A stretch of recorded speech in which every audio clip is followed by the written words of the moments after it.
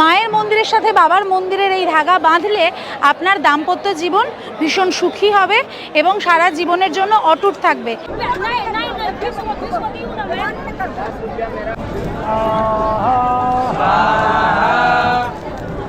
जय भगवती भंडार भरने वाली माता है।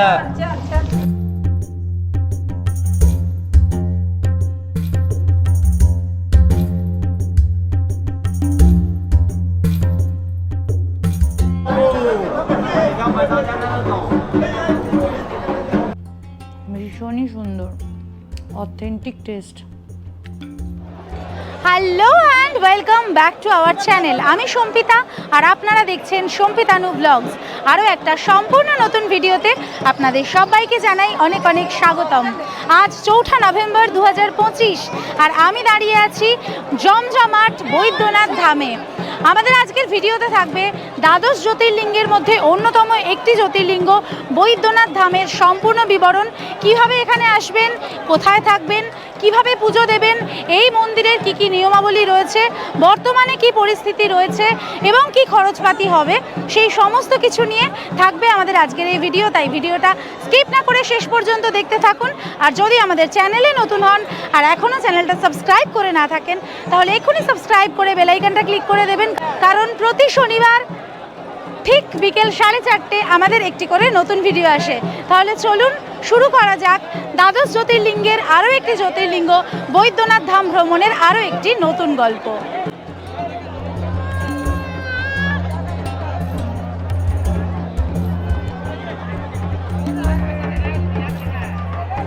কলকাতা থেকে বৈদ্যনাথ ধাম যাওয়ার জন্য সবচেয়ে ভালো ট্রেন হলো 13029 হাওড়া মোকামা এক্সপ্রেস, যেটা প্রত্যেক দিন রাত 11:20 হাওড়া স্টেশন থেকে ছাড়ে এবং পরের দিন 6 ঘন্টা 30 মিনিট পর যোশীডি স্টেশনে পৌঁছয় সকাল 5:50 যদিও আমরা আমাদের যাত্রা শুরু করেছিলাম মধুপুর থেকে। Good morning from Madhupur. আমরা এখন মধুপুরে আমাদের হোটেল থেকে চেক আউট করে গেলাম। এই হোটেল কুমার ইন্টারন্যাশনালে আমাদের কিন্তু থাকা খাওয়া সবটাই এক্সপিরিয়েন্স খুব ভালো হয়েছে। আমি এখানে আপনাদেরকে রেকমেন্ড করতেই পারি। আশেপাশে আরও হোটেল আছে, কিন্তু আমি বলবো যে এনাদের থাকাটা তো আছেই খুব ভালো, স্পেশালি এনাদের যে রেস্টুরেন্ট এরিয়া এবং সেখানকার যিনি শেফ, খাওয়া দাওয়া দারুণ টেস্টি। যদি আপনারা বাইরেও কোথাও থাকেন এখানে এসে কিন্তু খাওয়া দাওয়া সেরে যেতে পারেন।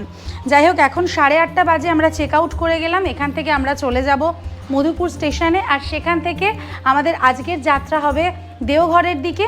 তাই এখান থেকে মানে মধুপুর স্টেশন থেকে ধরে নেব দেওঘর যাবার ট্রেন। সঙ্গে থাকুন আর দেখতে থাকুন সম্পিতানু ব্লগস। মধুপুরের সবুজে ঘেরা পথ, ঝর্ণার শব্দ আর এই ছোট্ট মুহূর্তগুলিকে পিছনে ফেলে আজ আমরা বিদায় জানাচ্ছি মধুপুরকে। মনটা ভরে আছে স্মৃতিতে আর চোখের সামনে নতুন পথের ডাক। এবার আমাদের যাত্রা দেওঘরের দিকে, যেখানে বিশ্বাস আর ভ্রমণ একসাথে চলে। ঘড়িতে সময় 8:45, আমরা চলে এসেছি মধুপুর স্টেশনে। আর এখান থেকেই এখন ধরে নেব 63561 আসানসোল যোশীডি মেমু লোকাল। এই ট্রেনটি প্রত্যেক দিন চলে এবং 8:59 এই স্টেশনে আসে, মানে মধুপুর স্টেশনে আসে, আর যোশীডিতে পৌঁছয় সকাল 10:50। মানে যেতে আমাদের সময় লাগবে ওই 51 মিনিট মতন। তবে ট্রেনটা আজ কিছুটা লেট আছে, 10-15 মিনিট, সেটা একটু এদিক ওদিক হয়ে যাবে। যাই হোক, এখন এখান থেকে ট্রেনের জন্য ওয়েট করি। এখান থেকে ধরে নেব আজকে দেওঘর যাওয়ার জন্য ট্রেন। যদিও দেওঘর নামেও একটা স্টেশন আছে, চাইলে আপনারা সেই স্টেশনেও যেতে পারেন, তবে এই টাইমে যেতে চাইলে এই ট্রেনটি সবথেকে বেস্ট এবং যোশীডি স্টেশন থেকে খুব সহজেই দেওঘর পৌঁছানোও যায়, সেজন্য আমরা এই ট্রেনটি বেছে নিয়েছি। কিছুক্ষণের মধ্যেই আমাদের ট্রেন চলে এলো। ভিড়ে ঠাসা কামরা, দাঁড়ানোর জায়গাও দুষ্কর। তবে আমাদের এই সমস্ত ভিড়ে অভ্যেস আছে, যেহেতু শিয়ালদা সাউথ সেকশনের ভিড়ও বেশ বিখ্যাত। তাও এই ভিড়ের মধ্যেই ভ্রমণের আসল স্বাদ যেন খুঁজে পাওয়া যায়। কাঁধে কাঁধ মিলিয়ে জানলার ধারে চোখ রেখে আমরা চলেছি দেওঘরের পথে।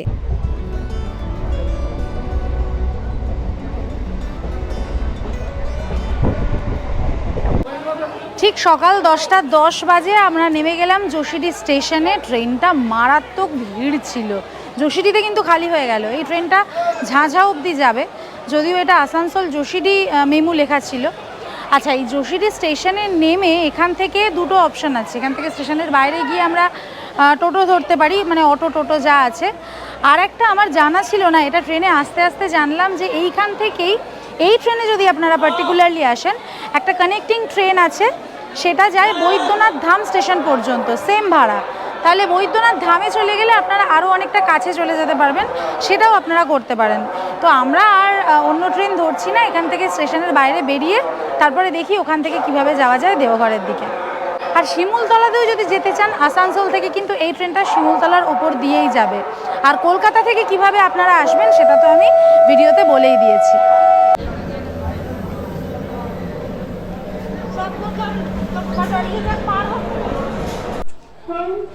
আচ্ছা, এই যোশীডি স্টেশনে কিন্তু লিফটের ব্যবস্থা আছে। লিফটে করে আমাদের 2 নম্বর প্ল্যাটফর্মে গাড়ি দিয়েছিল। 2 নম্বর থেকে চলে এলাম ফুট ওভারব্রিজের ওপরে।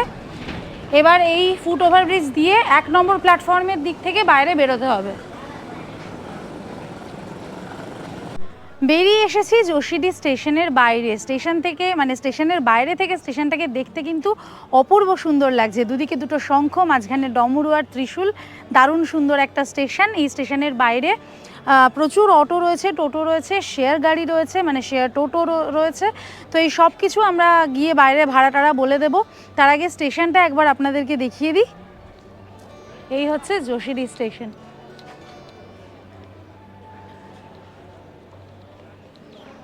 আর ঠিক যোশীডি স্টেশন থেকে উল্টো দিকেই রয়েছে এই আইআরসিটিসির রিফ্রেশমেন্ট রুম। খাওয়া দাওয়া করতে চাইলে বা কিছুটা এখানে রেস্ট নিতে চাইলে সেখানেও কিন্তু আপনারা নিতে পারেন। একেবারে স্টেশনের উল্টো দিকেই রয়েছে এই রিফ্রেশমেন্ট রুমটি। আচ্ছা, এখান থেকে আমরা একটা অটো রিজার্ভ করে নিয়েছি, 150 টাকা ভাড়া পড়ছে। একটা হোটেলের সাথে আমরা প্রাইমারিলি কথা বলে রেখেছি, সেই হোটেলে যাচ্ছি এই 150 টাকা দিয়ে। চাইলে আপনারা এখান থেকে কিন্তু শেয়ার গাড়ি করে টাওয়ার চক অবধি চলে যেতে পারেন, সেক্ষেত্রে মাথা পিছু 20 টাকা ভাড়া পড়বে। আমরা এটা রিজার্ভ করে যাচ্ছি বলে 150 টাকা হোটেলে ছেড়ে দেবে। যদি টাওয়ার চক অবধি রিজার্ভ করে যান বা ওর আশেপাশে, তাহলে কিন্তু 100 টাকায় হয়ে যাবে।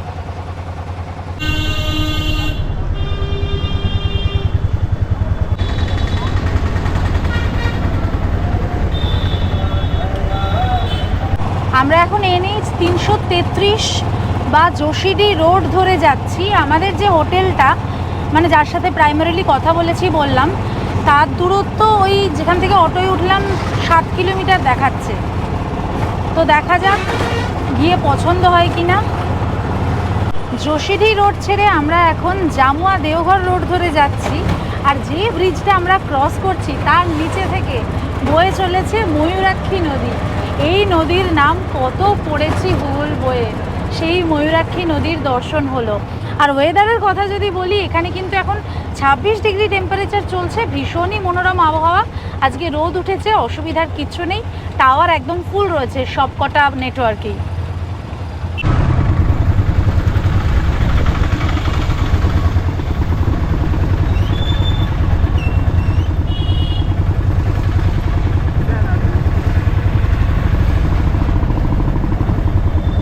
এখন ঘড়িতে প্রায় 12টা বাজে। মানে এখানে আসার পর থেকে প্রায় 1 ঘন্টা ধরে আমরা হোটেল খুঁজলাম। যে হোটেল আমরা দেখে এসেছিলাম, মানে কথা বলে এসেছিলাম, ওইদিকেও যাইনি।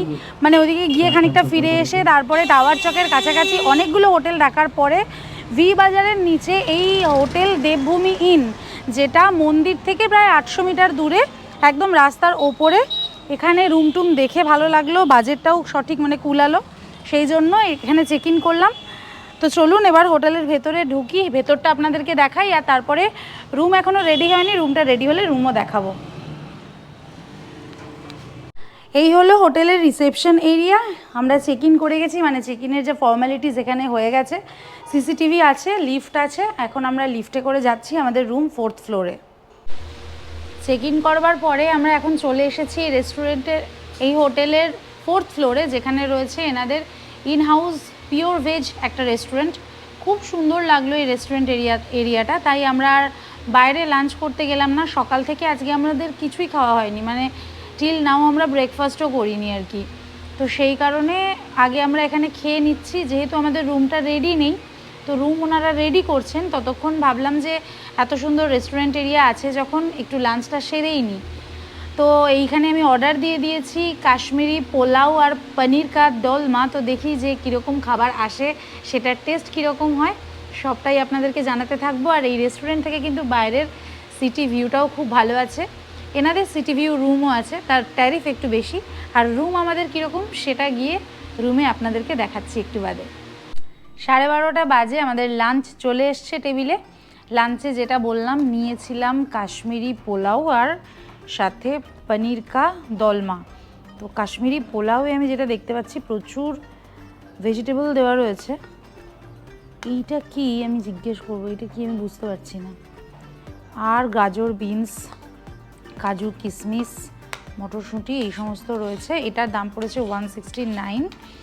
আর এই যে পনিরের ডিশটা যেটা, এটা একদম কাজু আর ড্রাই ফ্রুটস দিয়ে গ্রেভিটা করা, ঠিক আছে। এইটার প্রাইস হচ্ছে 249।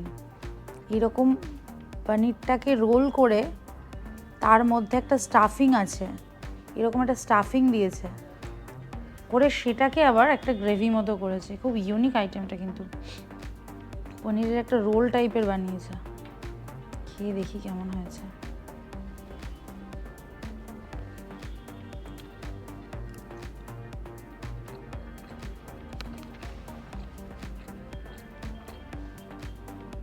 ভীষণই সুন্দর, অথেন্টিক টেস্ট, খুব ভালো খেতে। মানে ভাবতে পারিনি যে এত ভালো টেস্ট হবে, দারুণ লাগছে। তো যাই হোক, খিদে পেয়েছে খুবই, তাড়াতাড়ি খেয়ে নিই। খাওয়া দাওয়া করে আজকে কিন্তু আমরা বৈদ্যনাথ ধাম দর্শন করতেও যাব। স্নানও করিনি, খাওয়া দাওয়া করে উঠে চেক ইন করবো, তারপর স্নান করবো, তারপর রেডি হয়ে বেরোবো, অনেক কাজ। আবার আপনাদের সাথে দেখা হচ্ছে রুমে গিয়ে।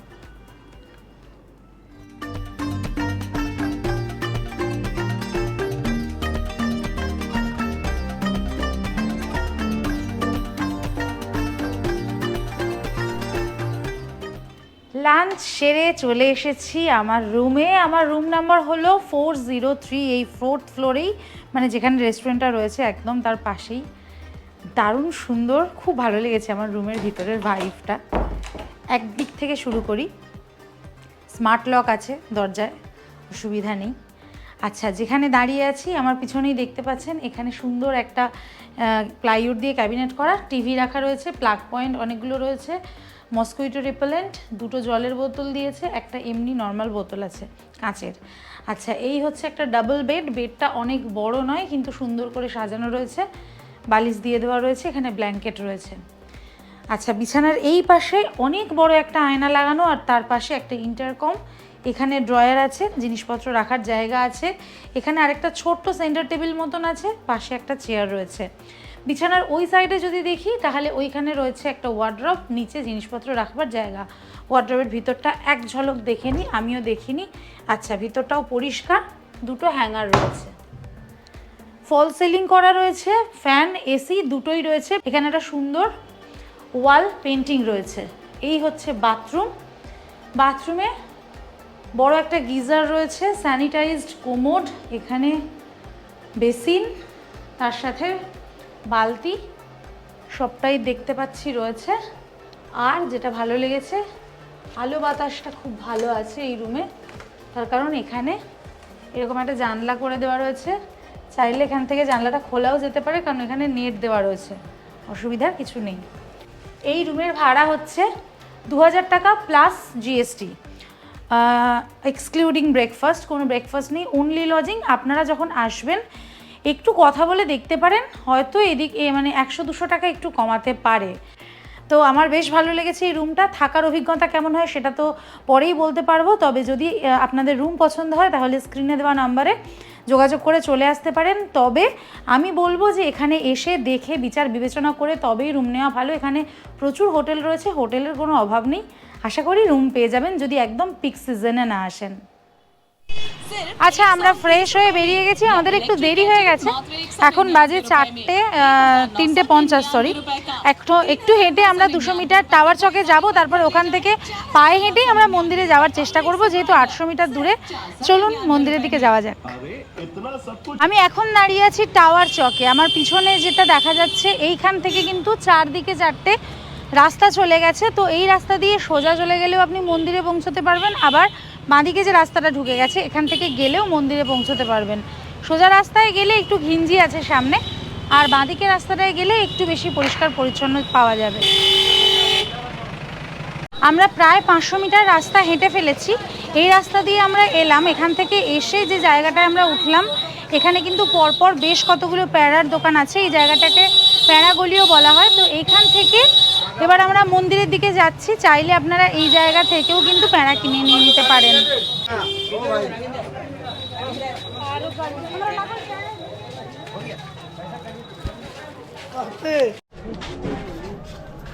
দেওঘরের প্যাঁড়াগলির এই ঘিঞ্জি পথ, দুই ধারে প্রসাদ, ফুল আর রুদ্রাক্ষের দোকান, আর তার সাথে প্যাঁড়ার দোকান তো রয়েছেই।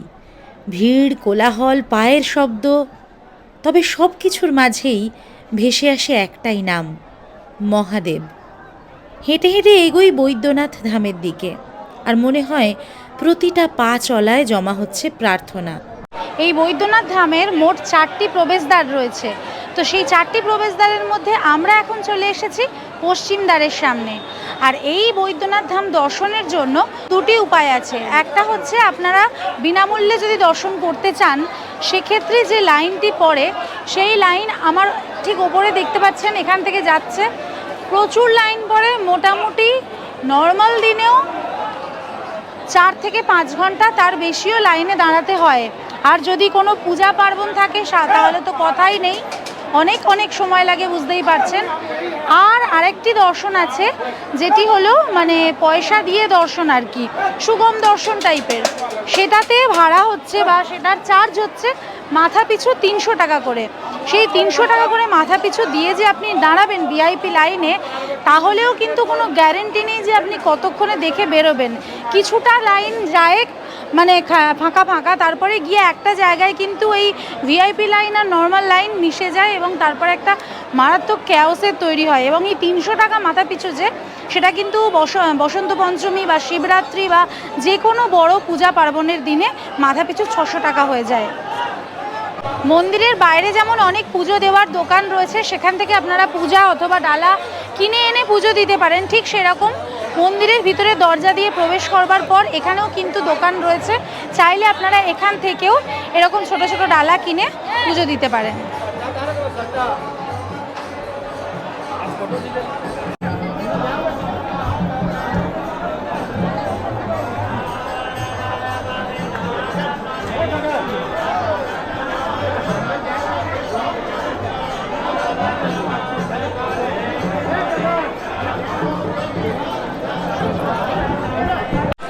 আচ্ছা, এখন আমি দাঁড়িয়ে আছি এমন একটি জায়গায় যেখানে লাল এই সুতো বা ডোরগুলো বিক্রি হচ্ছে। আচ্ছা, কি কি ডোর রয়েছে আর তার কি কি দাম সেটা এই ঠাকুরমশাই আমাদেরকে বলবেন। ऐसे तो ये विश्व प्रसिद्ध ये बाबा बैजनाथ धाम का मंदिर है। यहाँ शिव और शक्ति का यह मिलन होता है। ये डोरी यहीं पर चढ़ता है, जिसमें पतला से लेके मोटा तक का ये धागा का कीमत लगा रहता है। तो 551, 1100, 2100 यहाँ हर रंग का मिलता है। धोती का, साड़ी का, सबका चढ़ता है। तो जो व्यक्ति अपना चढ़ाना चाहते हैं वो अपना संकल्प पंडा जी से कराते हैं और उनको जो अपना दान दक्षिणा होता है वो दिया जाता है और इसका जो खर्च है वो यहाँ पर जमा दिया जाता है, जिसमें रसीद कटेगा, चढ़ने वाले का मजदूरी है और धागा का कीमत है। अच्छा, वो जो चढ़ने वाला है उसके लिए अलग कोई चार्ज नहीं देना पड़ेगा? कोई चार्ज नहीं है, उसी में सारा है। अच्छा, ठीक है, थैंक यू। आपका नाम बता दीजिए। हमारा नाम Subhash Narone. Thank you so much.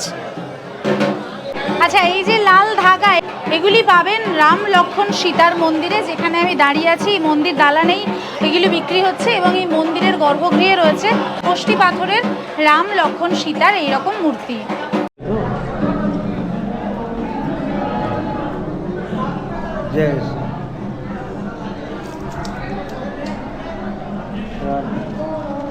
Ram Lakshman Sita है। राम जी सामने में, लक्ष्मण सीता है।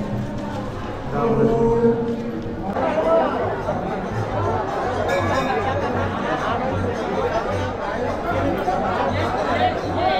এটাই বৈদ্যনাথ ধাম। ঘণ্টার ধ্বনি, ভিড় আর ভক্তির একসাথে বিস্ফোরণ। চারপাশে শুধু মানুষ আর মন্দির। মনে হয় বিশ্বাস এখানে শ্বাস নেয়। আচ্ছা, এই মন্দিরের মধ্যে কিন্তু আপনারা চুলও দিতে পারেন, মানে অনেকের মনস্কামনা থাকে, বাচ্চাদের চুল দেওয়ার ব্যাপার থাকে, তো সেটা কিন্তু এই মন্দির প্রাঙ্গণের মধ্যেই এখানে হচ্ছে। একদম যে মূল বৈদ্যনাথ মন্দির তার ঠিক বাম পাশে এটা রয়েছে।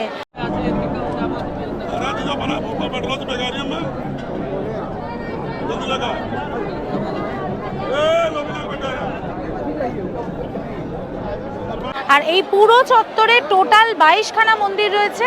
একটা একটা করে প্রত্যেকটা মন্দির আপনারা কিন্তু দর্শন করে নিতে পারেন। আর এই যে লাল রঙের মন্দিরটা দেখছেন, এই মন্দিরটি হলো মা কালীর মন্দির। মানে বাবা মন্দির দর্শন করে বা বাবা ধাম দর্শন করার পর এই কালী মন্দির কিন্তু অবশ্যই দর্শনীয়, না হলে দর্শন সম্পূর্ণ হয় না, এমনটাই মনে করা হয়। আচ্ছা, আমার পিছনেই দেখতে পাচ্ছেন যে এই ধাগাগুলো বাঁধা রয়েছে, এটি হলো আসল যে জ্যোতির্লিঙ্গ মন্দির, মানে মহাদেবের মন্দির, এবং ঠিক তার উল্টো দিকে রয়েছে পার্বতী মন্দির। এবং এটি হলো দ্বাদশ জ্যোতির্লিঙ্গের মধ্যে একটি মাত্র জ্যোতির্লিঙ্গ যেখানে এইরকম এই পার্বতীর মন্দির, মানে একটা সতীপীঠ এবং জ্যোতির্লিঙ্গ মন্দির একই সাথে একই প্রাঙ্গণে রয়েছে।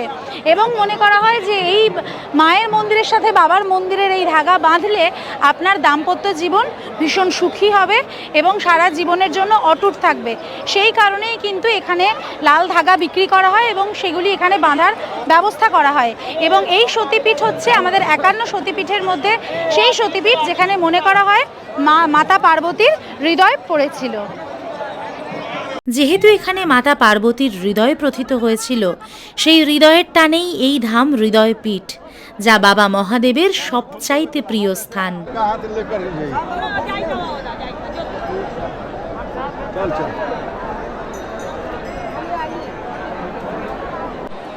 মূল মন্দির সংলগ্নই এখানে রয়েছে নন্দী বাবার মন্দির, দেখতেই পাচ্ছেন এখানে লেখা রয়েছে। এবং এখানে 4টি মূর্তি রয়েছে, তার মধ্যে রয়েছে ভৃঙ্গি, নন্দী, কপলি এবং কামধেনু। এনাদের পুজো করা হয় একদম মন্দিরের পাদদেশে এই নন্দী মন্দিরে।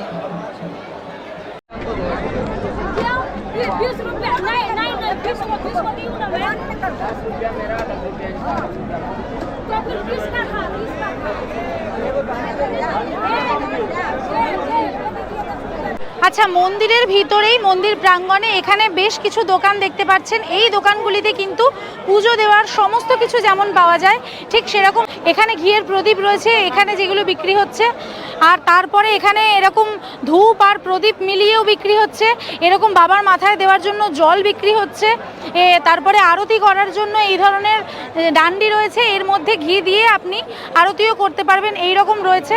তো এই সমস্ত কিছু কিন্তু আপনারা এই চত্বরের মধ্যেই পেয়ে যাবেন।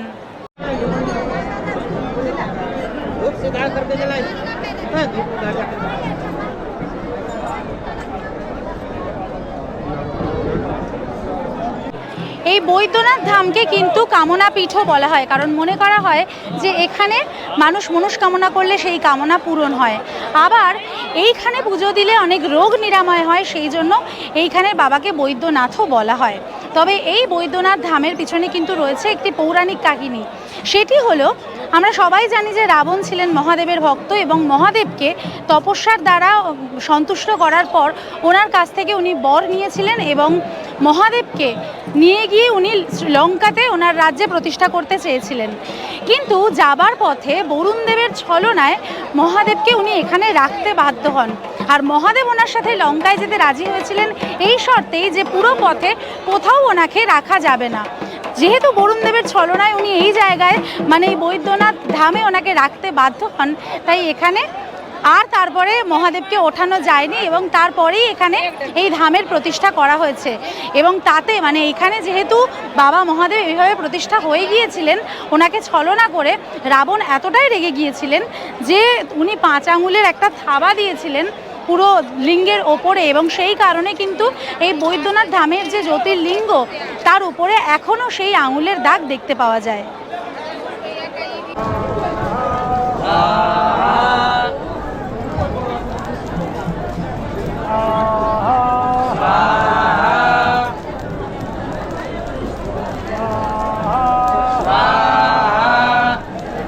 এখন আমরা এসেছি কালী মন্দিরে, আর এই কালী মন্দিরের গর্ভগৃহে প্রবেশ করছে। দেখতেই পাচ্ছেন এখানেও যথেষ্ট ভিড় রয়েছে।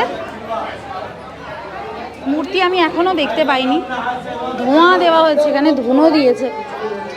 কোষ্ঠী পাথরের কালী মূর্তি রয়েছে, খুব সুন্দর মায়ের মূর্তি রয়েছে।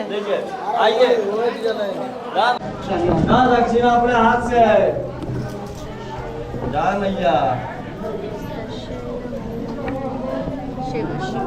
मैया दक्षिणा अपने हाथ से है जय भगवती जय मैया अपने अपने हाथ से देंगे जय भगवती भंडार भरने वाली माता है। এই চত্বরে কিন্তু প্রচুর ফটোগ্রাফার্স রয়েছেন যারা আপনাদেরকে ইনস্ট্যান্ট ছবি তুলে দেবেন। চাইলে আপনারা মোবাইল ফোনেও সেই ছবি নিয়ে নিতে পারেন, অথবা ছবি প্রিন্ট করেও ওনারা দিয়ে দেন। মোটামুটি আমাকে একজন বললেন 20 টাকা করে লাগবে এক একটা ছবি তুলতে।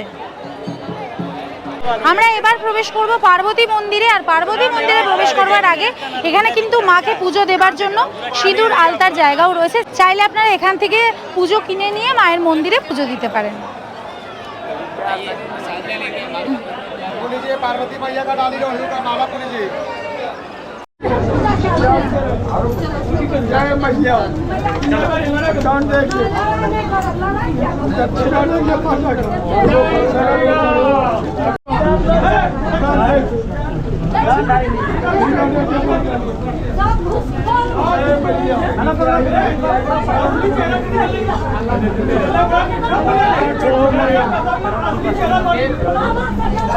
এখানে যে সমস্ত মন্দিরগুলি রয়েছে সমস্ত মন্দির দর্শন করবার সময় বা পরিস্থিতি কিন্তু নেই। সেটা একদম মানে সারা দিন যদি আপনারা এখানেই থাকেন তাহলেও হবে কিনা সন্দেহ।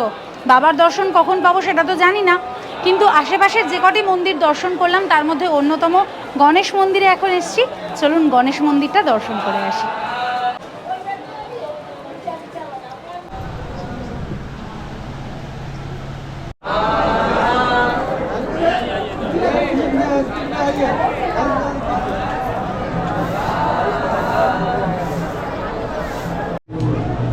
जय ब्रह्मा जी जय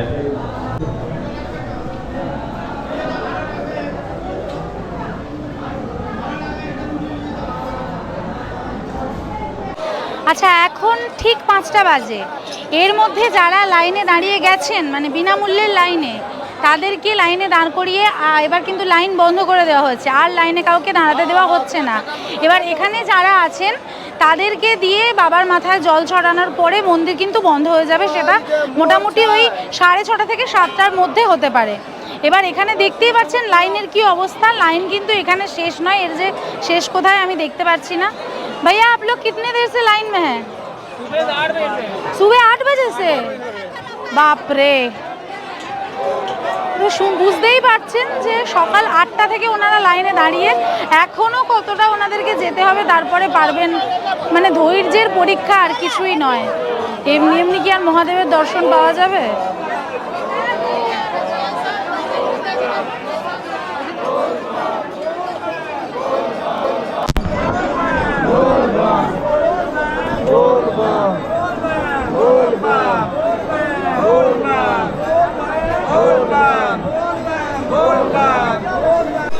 এই যে বাবার মন্দির, মানে এই যে মূল মন্দির, মানে তার ঠিক ডান দিকে এখন আমি দাঁড়িয়ে রয়েছি। এখানে রয়েছে মহাকাল ভৈরব মন্দির। এটা তো দর্শন করতেই হবে। আমরা মহাকালেশ্বর দর্শন করে এসেছি, ভৈরব মন্দিরটাও দর্শন করে আসি।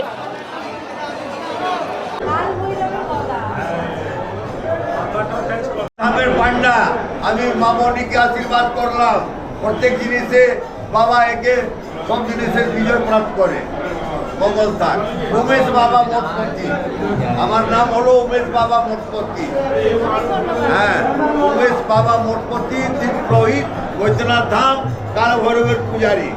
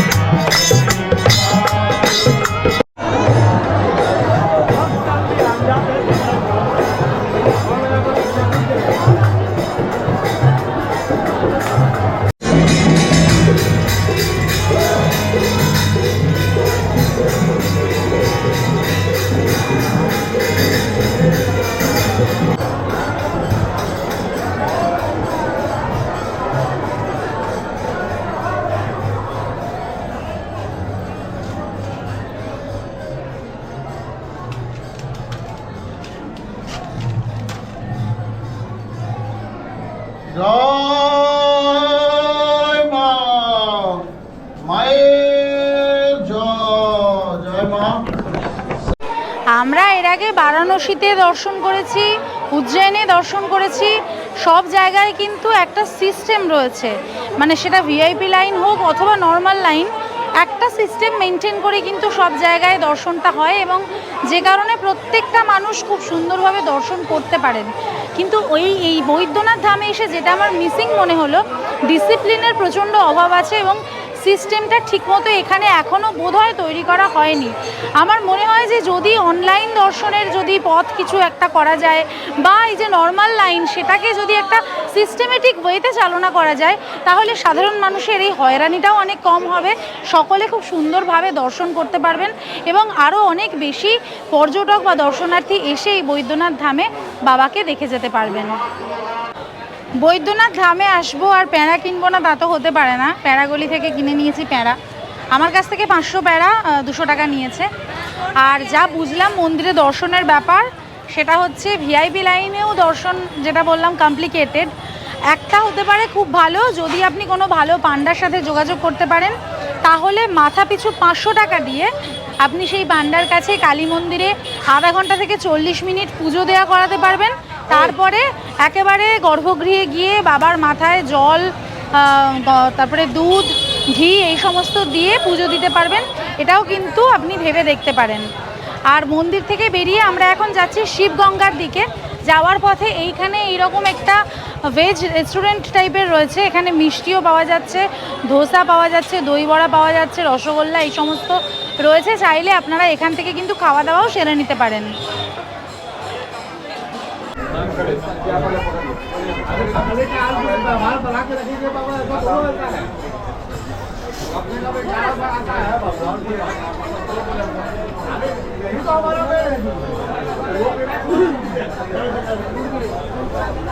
বৈদ্যনাথ ধাম থেকে বেরিয়ে আবার পা পড়ে প্যাঁড়াগলিতে।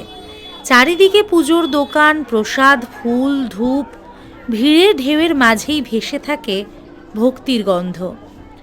এই রাস্তা ধরে এগোই শিবগঙ্গার দিকে, যেখানে বিশ্বাস একটু শান্ত হয়ে বিশ্রাম নেয়। এত কোলাহলের মধ্যেও মনটা যেন ধীরে ধীরে একটু নরম হয়ে আসে। আর এখানে প্যাঁড়া তৈরি আর প্যাঁড়া টেস্ট করবার ব্যাপারটা কিন্তু ভীষণ ইন্টারেস্টিং।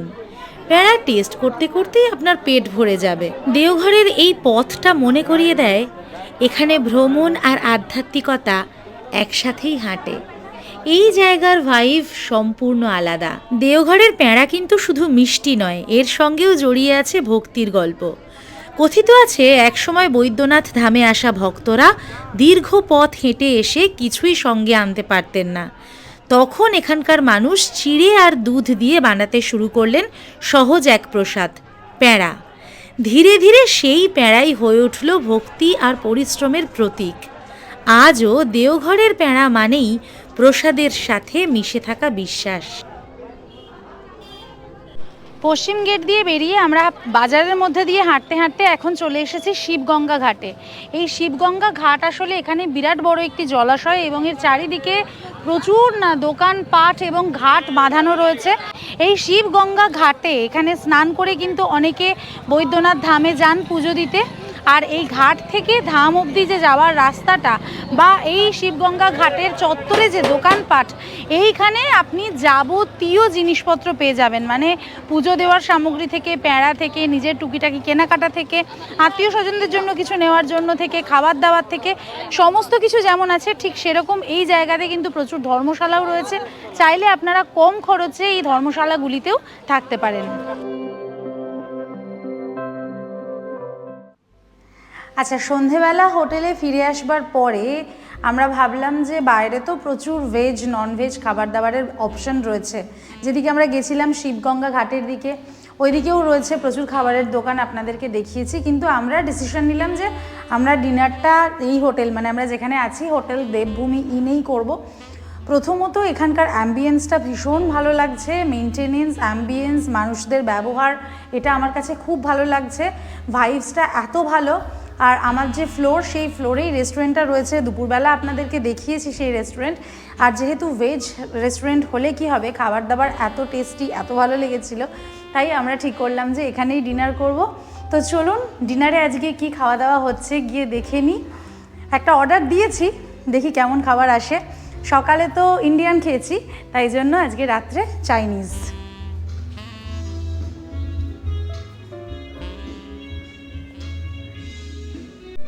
চলে এসেছে আজকে আমার dinner, mixed veg fried rice, তার সাথে চিলি মাশরুম। এটা হচ্ছে মিক্সড ভেজ ফ্রাইড রাইস। এখানে দেখুন পনির আছে, সুইট কর্ন আছে, এই যে এই বড় সুইট কর্ন আছে, আবার বেবি কর্নও আছে, মাশরুমও দিয়েছে দেখছি। আর গার্নিশিংটা এত সুন্দর করে দিচ্ছে, প্রচণ্ড গরম, বাপরে বাপ। আচ্ছা, এই মানে খাবার নিতে নিতে বলি, এর আগের আগের পর্বে আপনারা দেখেছেন মধুপুরে আমরা যে হোটেলে ছিলাম, সেই হোটেলটি তো ভীষণ ভালো, আমি বারবার বলেছি। তার সাথে খাবার অসাধারণ ছিল। এইখানের খাবারও খুব ভালো, মানে দুটো হোটেলেরই ইনহাউস রেস্টুরেন্ট আমরা খুব ভালো পেলাম। তবে এখানে একটা কথা ভীষণভাবে জোর করে বলা উচিত, জানিয়ে রাখা উচিত, এই দুটি ভিডিওর কোনোটিই কিন্তু প্রমোশনাল ভিডিও নয়। কোনো জায়গাতেই লজিং এবং ফুডিং দুটো ক্ষেত্রেই কোনো প্রমোশন আমরা পাইনি। নিজেদের গাঁটের পয়সা খরচ করে খেয়েছি, থেকেছি, ভালো লেগেছে, জেনুইন রিভিউটা আপনাদের সামনে তুলে ধরলাম। আপনারা আপনাদের বিচার বিবেচনা অনুযায়ী আসবেন, থাকবেন। এবার টেস্ট করবার পালা, সেই ব্রহ্ম মুহূর্ত।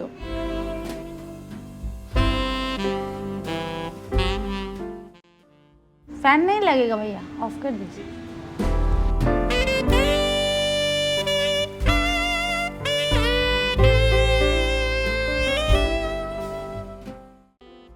আনএক্সপেক্টেডলি ভালো হয়েছে, দারুণ হয়েছে। কোনোভাবে বোঝা যাচ্ছে না এটা মাশরুম খাচ্ছি, পুরো চিলি চিকেনের মতো লাগছে পুরো। আর এই ভেজ ফ্রাইড রাইসটা যে কী ভালো খেতে হয়েছে, অসাধারণ।